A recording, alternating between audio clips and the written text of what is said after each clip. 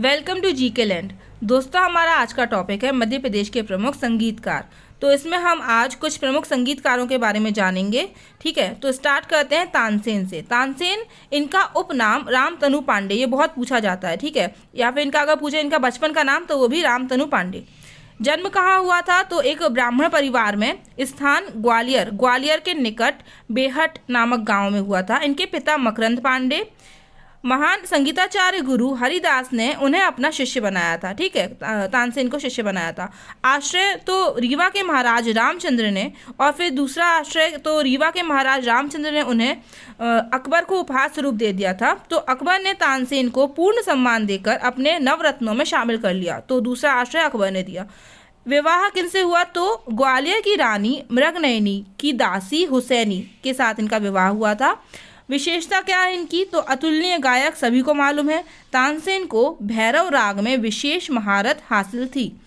मध्य प्रदेश सरकार ने, ये इंपॉर्टेंट फैक्ट है, मध्य प्रदेश सरकार ने राष्ट्रीय तानसेन पुरस्कार स्थापित किया था। लेकिन कब? 1980 में। ठीक है, और यह हिंदुस्तानी शास्त्रीय संगीत के क्षेत्र में दिया जाने वाला पुरस्कार है। और 1980 का तानसेन सम्मान की बात करें तो यह संगीत के क्षेत्र में 3 विद्वानों को दिया गया था। तो वो 3 कौन थे? पहले तो कृष्णराव पंडित, संगीतकार, ग्वालियर घराने से आते हैं ये। हीराबाई बड़ोदेकर, ये शास्त्रीय संगीत गायिका, किराना घराने से आती हैं। और बिस्मिल्ला खां, सभी को मालूम है, शहनाई वादक।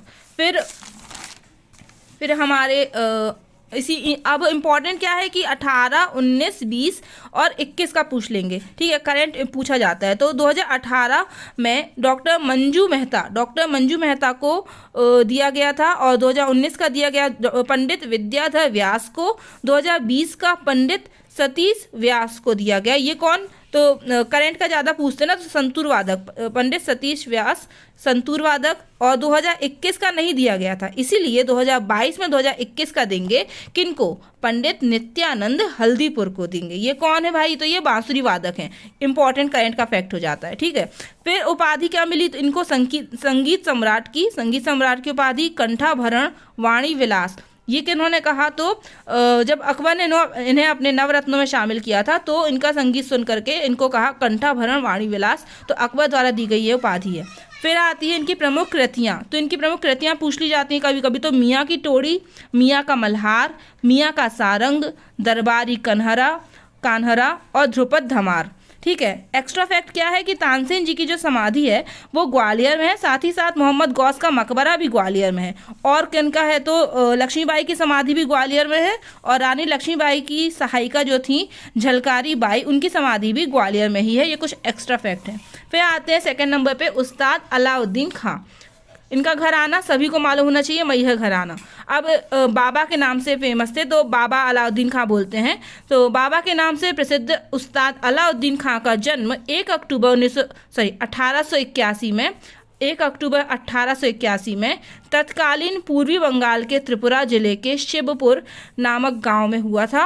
पिता साधु खां संगीत प्रेमी थे, माता हरसुंदरी देवी। संतान की बात करें तो अली अकबर खां पुत्र अन्नपूर्णा पुत्री, अली अकबर खां पुत्र सरोद वादक हैं। और शिष्य की बात करें तो पंडित रविशंकर, इनको भारत रत्न भी मिला है। और सितार वादक सभी को मालूम पन्ना लाल घोष भी शिष्य।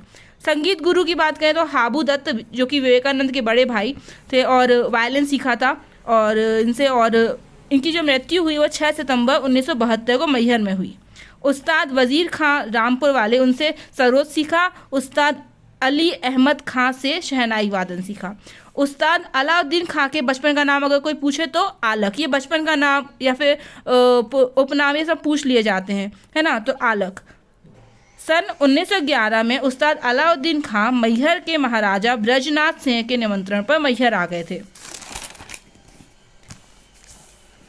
उस्ताद अलाउद्दीन खान ने मैहर बैंड की स्थापना की। आपसे सीधा एक पूछेंगे कि मैहर बैंड की स्थापना किसने की, तो हम बोलेंगे उस्ताद अलाउद्दीन खान ने की। फिर आता है कि महाराजा ब्रजनाथ सिंह की सहायता से मैहर में संगीत महाविद्यालय की स्थापना की। इन्होंने अनेक नए रागों की रचना की, जिसमें मदन मंजरी, हेमंत, हेम विहांग, माज खमाज आदि सर्वत्र प्रचलित और लोकप्रिय राग हैं। फिर आता है कि स्वनिर्मित वाद्य यंत्र, इन्होंने खुद से भी कुछ वाद्य यंत्र बनाए थे। तो वो है सुर सितार, चंद्र सारंग, और स्पेशल क्या है कि पुरानी बंदूक जो होती है उसकी नलियों को काट करके इन्होंने जल तरंग का निर्माण किया था। ठीक है, एक वाद्य यंत्र बनाया था जल तरंग नामक। फिर कार्य क्षेत्र इनका सरोद वादन है और ये दरबारी संगीतकार थे, लेकिन कहाँ पे, तो भारतीय शास्त्रीय संगीत के मर्मज्ञ सरोद विशेषज्ञ अलाउद्दीन खां, तत्कालीन मैहर स्टेट मध्य प्रांत के महाराजा ब्रजनाथ सिंह के यहाँ दरबारी संगीतकार थे। अब आता है कि 1952 में क्या हुआ। तो 1952 में इन्हें संगीत नाटक अकादमी ने भारतीय संगीत को आजीवन विशेष योगदान देने के लिए अपने सर्वोच्च सम्मान स्वरूप संगीत नाटक अकादमी फेलोशिप इन्हें प्रदान किया। और सन 1958 में इनको पद्म भूषण दिया गया और 1971 में पद्म विभूषण दिया गया। ठीक है, अंतर है, भूषण 58 और विभूषण 71। फिर आते हैं कौन, अली अकबर खां। ये मैहर घराना, अभी हमने पढ़ा क्या कि अली अकबर खां ख्याल गायक थे और इनका जो जन्म हुआ है 1922 में हुआ और जो इनकी मृत्यु 2009 में हुई। विशेष क्या है, तो अलाउद्दीन खां के पुत्र थे ये अली अकबर खां मैहर घराना। उस्ताद हाफिज अली खां, तो ग्वालियर के सुप्रसिद्ध सरोद वादक उस्ताद हाफिज अली खां का जन्म सन 1888 में ग्वालियर में ही हुआ। पिता नन्हे खां से सरोद वादन सीखा। अन्य गुरु थे वृंदावन के महाराज गणेशी लाल। तो वृंदावन के महाराज गणेशी लाल चौबे से प्राप्त की इन्होंने होरी और ध्रुपद की शिक्षा। रामपुर के उस्ताद वजीर खां से प्राप्त किया सुर्रा सागर का शिक्षण। फिर आता है कि ग्वालियर के शासक माधवराव सिंधिया ने उन्हें अपने दरबार में सम्मानित स्थान दिया था। फिर 1940 में उन्होंने माधव संगीत महाविद्यालय में स्थान ग्रहण किया। 1960 में उन्हें पद्म भूषण की उपाधि से अलंकृत किया गया। 28 दिसंबर 1972 को लगभग 80 वर्ष की आयु में इनका निधन हो गया।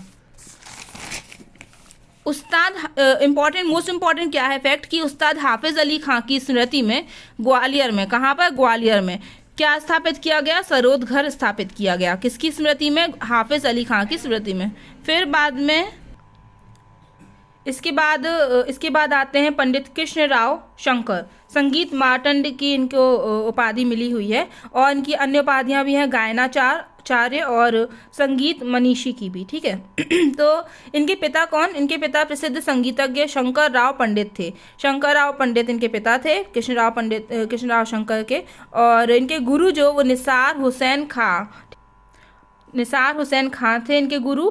और इनका जो जन्म हुआ था वो 26 जुलाई 1893 को ग्वालियर में हुआ था। किनका, पंडित कृष्णराव शंकर का। ठीक है, और 1907 में कृष्णराव ने अपने जीवन का प्रथम कार्यक्रम प्रस्तुत किया था। 1907 से लेकर 1911 तक वे स्वतंत्र गायक के रूप में गाते रहे। 1914 में ग्वालियर में गंधर्व विद्यालय नाम से एक संगीत संस्था की स्थापना की 1914 में। ठीक है, फिर बाद में 1973 में भारत सरकार ने आपको पद्म भूषण के अलंकार से विभूषित किया था।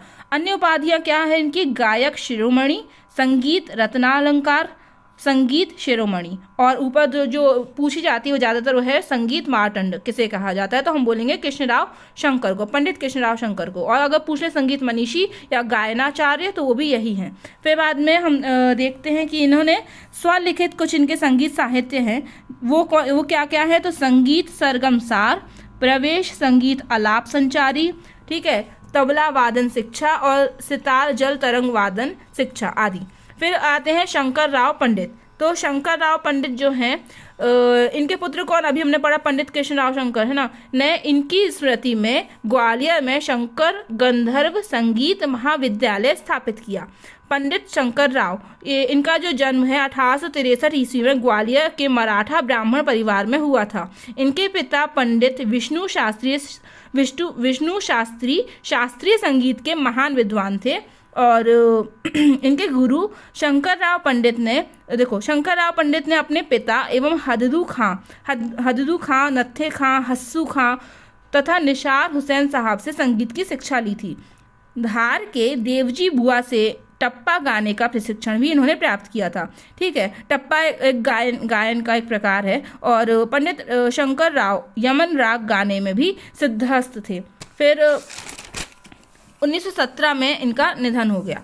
राजा भैया पूंछ वाले ख्याल गायक हैं। ठीक है, तो ख्याल गायक हैं। राजा भैया पूंछ वाले का पूरा नाम पूरा नाम कई बार पूछ लिया जाता है। तो बालकृष्ण आनंद राव अष्टेकर, अगर आपसे कोई पूछ ले बालकृष्ण आनंद राव अष्टेकर कौन, तो हम बोलेंगे भैया राजा भैया पूंछ वाले। तो जन्म कब हुआ, 12 अगस्त 1882 को हुआ। स्थान ग्वालियर में जन्मे। शिक्षा, इन्होंने संगीत की प्रारंभिक शिक्षा अपने पिता तथा मेहंदी हुसैन खां के शिष्य श्री बलदेव से ग्रहण की थी। पूंछ वाले क्या, इसकी क्या हिस्ट्री और मिस्ट्री है, तो पूंछ वाले, इनके पूर्वजों को पूंछ नामक ग्राम की जागीर मिलने से इनका परिवार पूंछ वाले के नाम से प्रसिद्ध हो गया। जागीर मिली थी इनको, ठीक है, पूंछ नामक, तो इनको ये इसी नाम से फेमस हो गए। वे मुख्य रूप से ख्याल गायक थे, किंतु ठुमरी और टप्पे को भी प्रवीणता से गाते थे। रचनाएं, तो राजा भैया ने तान, संगीतोपासना, ठुमरी और तरंगिनी आदि पुस्तकों की भी रचना की है। वैसे तो इन्होंने टोटल 7 पुस्तकें लिखी है संगीत के ऊपर, इनकी विशेषता है। और 1 अप्रैल 1956 को इनका निधन हो गया था। अब आते हैं पंडित कार्तिक राम, ठीक है। तो संगीत सम्राट पंडित कार्तिक राम का जन्म अविभाजित मध्य प्रदेश और वर्तमान छत्तीसगढ़ राज्य की राजधानी बिलासपुर जिले के भंवरमाल नामक ग्राम में 15 अगस्त 1912 को हुआ था। पिता श्री कुंजराम थे। उपाधि 1936 में चक्रधर से इनको मिली थी नृत्य सम्राट की उपाधि, ठीक है। फिर आता है इनका निधन कब हुआ था, तो 29 जनवरी 1992 को हुआ था। महाराजा चक्रधर सिंह राजा भूपदेव सिंह के पुत्र थे। उनकी शिक्षा राजकुमार महाविद्यालय रायपुर से हुई। इन्होंने संगीत एवं नृत्य विधा में बहुमूल्य कृतियों की रचना की। वर्तमान छत्तीसगढ़ सरकार छत्तीसगढ़ संस्कृति विभाग के द्वारा महाराजा चक्रधर सिंह के सम्मान में चक्रधर सम्मान भी दिया जाता है। जन्म, राजा चक्रधर सिंह का जन्म 19 अगस्त 1905 को हुआ था और निधन 42 वर्ष की आयु में 1947 में हो गया था। सम्राट, तो वे रायगढ़ छत्तीसगढ़ रियासत के सम्राट थे। और रचनाएं, तो इन्होंने संगीत पर आधारित कई ग्रंथों की रचना की, जिसमें राग रत्न, तालतोय निधि और नर्तन सर्वस्व प्रमुख हैं। फिर लखनऊ के संगीत सम्मेलन में संगीत सम्राट की उपाधि से इन्हें विभूषित किया गया और इनकी स्मृति में मध्य प्रदेश सरकार ने चक्रधर फेलोशिप प्रारंभ की है। वे आते हैं उस्ताद अमीर खां। इंदौर संगीत घराने के जनक उस्ताद अमीर खां का जन्म सन 1913 में इंदौर में हुआ। वे इंदौर दरबार के ख्यात नाम गायक सारंगी नवाज उस्ताद शाह अमीर खां के पुत्र थे। उन्होंने संगीत की प्रारंभिक शिक्षा अपने पिता से ही ग्रहण की। अपने श्रेष्ठ ख्याल गायक और तराना गायकी के कुशल गायक थे वो, ठीक है। अमीर जो थे वो कहाँ श्रेष्ठ क्या क्या करते थे, तो अमीर ख्याल गायकी भी करते थे, तराना गायकी भी करते थे, ठीक है। उनकी गायकी की मुख्य विशेषता रागों को बिना जल्दबाजी के आराम से प्रस्तुत करना था, ये उनकी विशेषता थी। अति विलंबित लय में झुमरू ताल, तिलवाड़ा या एक ताल में गाने की शुरुआत अमीर खान ने ही की थी।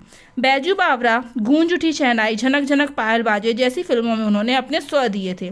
13 फरवरी 1974 को कोलकाता में सड़क दुर्घटना में दुखद निधन हो गया इनका। फिर आते हैं कुमार गंधर्व। देश के उच्च कोटि के गायकों में शीर्ष स्थान रखने वाले डॉक्टर कुमार गंधर्व का जन्म कर्नाटक के बेलगांव के सुलेभावी नामक गाँव में 8 अप्रैल 1924 को हुआ था। अब आप ये पूछोगे कि कर्नाटक में जन्मे व्यक्ति के बारे में हम एमपी में क्यों पढ़ रहे हैं, तो इसके आपको रीज़न आगे मिलेगा। इनका पहले सुन लो, वास्तविक नाम था शिवपुत्र, जो कि पूछा जाता है, मोस्ट इंपॉर्टेंट है। शिवपुत्र किसका नाम है पूछ लेंगे तो हम बोलेंगे कुमार गंधर्व। पिता श्री सिद्धमप्पा कोमकली एक प्रतिष्ठित गायक थे। तो अब 7 वर्ष की आयु में उनकी प्रतिभा से प्रभावित होकर एक मठ के गुरु ने उन्हें कुमार गंधर्व की उपाधि दे दी थी। संगीत गुरु इनके प्रोफेसर BR देवधर, अंजनी बाई मातोकर। और कुमार गंधर्व ने अपना पहला संगीत कार्यक्रम 9 वर्ष की उम्र में बेलगांव में दिया था, वहीं कर्नाटक में। 1948 में तपेदिक रोग से पीड़ित होने के कारण पता लगेगा, कारण स्वास्थ्य लाभ लेने के लिए उन्होंने मुंबई छोड़कर देवास, ठीक है, देवास को अपना निवास स्थान बनाया। इसलिए अब इनका नाम MP में पढ़ रहे हैं और जीवन पर्यंत वो फिर यहीं रहे। इन्होंने लगभग 400 मालवी लोकगीतों का संग्रह किया। आपसे ऐसा कोई पूछ लेगा कि 400 मालवी लोकगीतों का संग्रह करने वाले कौन, तो हम बोलेंगे कुमार गंधर्व, ठीक है। फिर इन्होंने अनेक रागों का सृजन किया, जैसे कि अट्टी मोहिनी, मालवती, सहेली तोड़ी, लगन गंधार, निंदियारी, भावमत, भैरव, गांधी राग आदि।